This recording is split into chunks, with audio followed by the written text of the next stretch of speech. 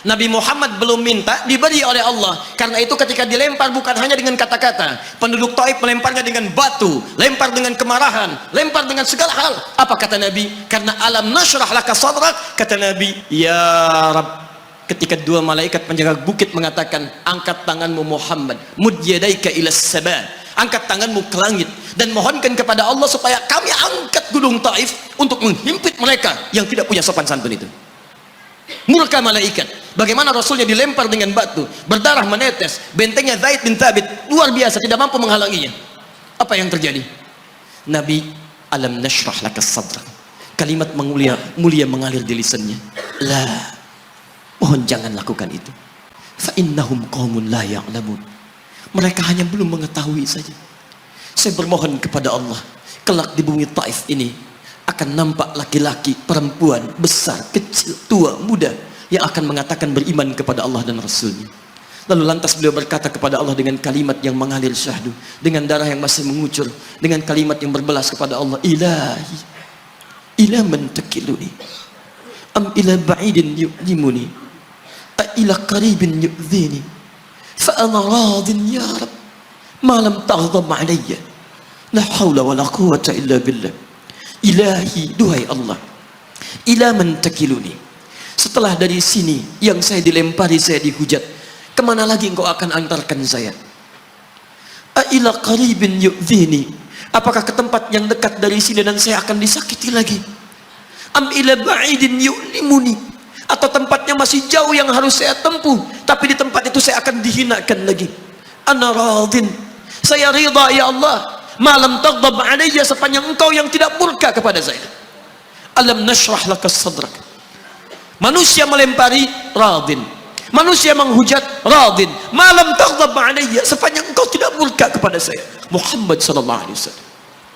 Musa berkata, wa yassir li amri, ringankan urusanku. Muhammad sallallahu alaihi wasallam dengan segala kemuliaannya turun ayat, wa nuyassiruka lil yusra, wa nuyassiruka lil yusra. Karena itu Nabi Rasul dulu mukjizat tampak di depan mata. Ada yang menghidupkan orang mati dengan menyebut kalimat Allah, biiznillah, biiznillah. Sampai maaf teman-teman sekalian, mukjizatnya ada, Rasulnya ada, di hadapannya Allah mau dicari dan dibunuh juga. Muhammad sallallahu alaihi wasallam, wa nuyassiruka lil yusra. Tidak banyak mukjizat seperti nabi-nabi dahulu dengan turunnya satu mukjizat, beriman kepada beliau sallallahu alaihi wasallam, bahkan nyaris orang-orang yang tidak pernah melihatnya. Lihat umat masa lalu, kaumnya Musa, Musanya kelihatan, mukjizatnya bagus, tongkat dilempar jadi ular, tongkat dipukulkan ke batu, keluar 12 mata air. Quran surah kedua ayat ke-60. Apa yang terjadi? Umatnya masih belum mau beriman juga. Nabi Isa alaihissalam masih kelihatan, orangnya ada, nabinya ada, mukjizatnya ada, rasulnya ada, libat luar biasa, mukjizatnya luar biasa, istimewa. Tapi apa yang terjadi? Dicari-cari nabinya mau dibunuh, belum beriman juga. Muhammad sallallahu alaihi wasallam spesial. Perhatikan, kalau orangnya kelihatan Anda yakin, Anda beriman, itu wajar. Muhammad sallallahu alaihi wasallam, ada orang yang tidak pernah melihatnya, tidak pernah menatapnya, mimpi pun belum tentu berjumpa dengannya, tapi mau beriman kepada Muhammad sallallahu alaihi wasallam. Antum pernah melihat Nabi sallallahu alaihi wasallam? Berjumpa dengan Nabi sallallahu alaihi wasallam? Maka beruntunglah antum, karena orang-orang yang beriman kepada Nabi sallallahu alaihi wasallam tanpa pernah melihatnya, itulah orang disebut oleh Nabi sallallahu alaihi wasallam sangat dirindukan oleh beliau. Satu kali beliau duduk dengan para sahabatnya mengatakan, ana mushtaqun bi ikhwani, saya sekarang sedang merindukan saudara-saudara saya.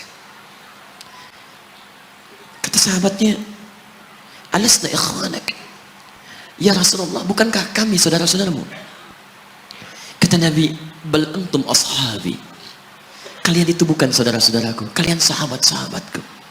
Ikhwani humul ladzina lam yarawni walakinnahum yu'minuna bi, saudara-saudaraku itu adalah orang-orang yang tidak pernah melihatku, tapi mereka mau beriman kepadaku.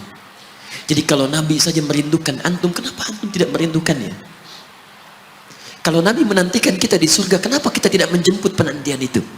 Karena itulah Muhammad sallallahu alaihi wasallam akan menjemput umatnya di surga dan tidak melangkahkan kaki ke dalamnya sebelum berkumpul umatnya dibimbing beliau oleh sallallahu alaihi wasallam ke surga.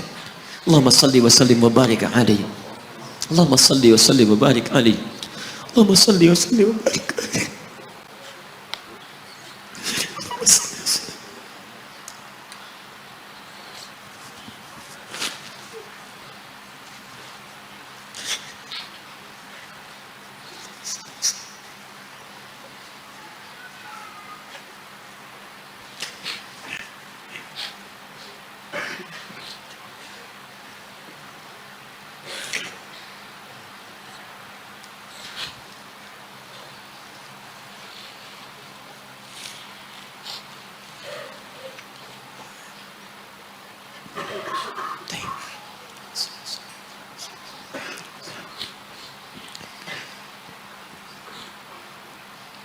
Maka diturunkanlah kemudian hudan yang terakhir.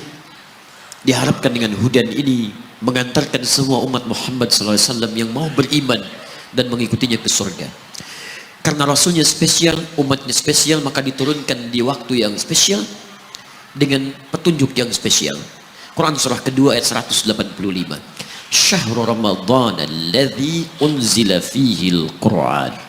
Di bulan Ramadan turunnya bulan Ramadan, bulan spesial.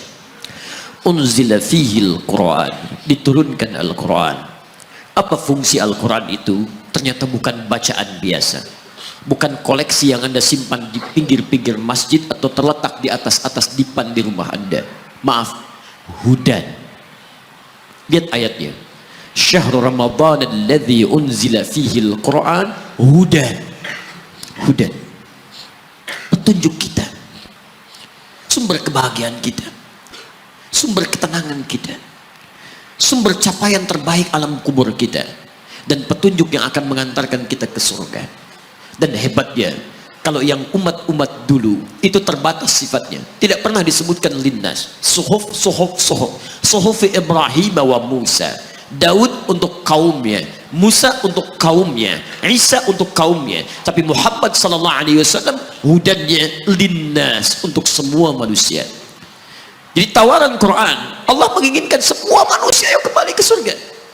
Cuman kadang-kadang sayang, maaf teman-teman sekalian, saya tegaskan kepada Anda, ayat ini tegas memberikan isyarat bahwa hidayah Allah ingin diberikan pada semua manusia. Ini kalau kita lihat keterangan Al-Quran, seharusnya tidak ada satupun manusia yang tidak dapat hidayah. Semua dapat. Cuman masalahnya, ada orang yang diberikan tapi dia tidak mau mengambilnya. Ini masalahnya. Hidayah itu bukan persoalan mendapatkan atau tidak. Persoalannya ketika Allah berikan, Anda mau ngambil atau tidak. Itu masalahnya.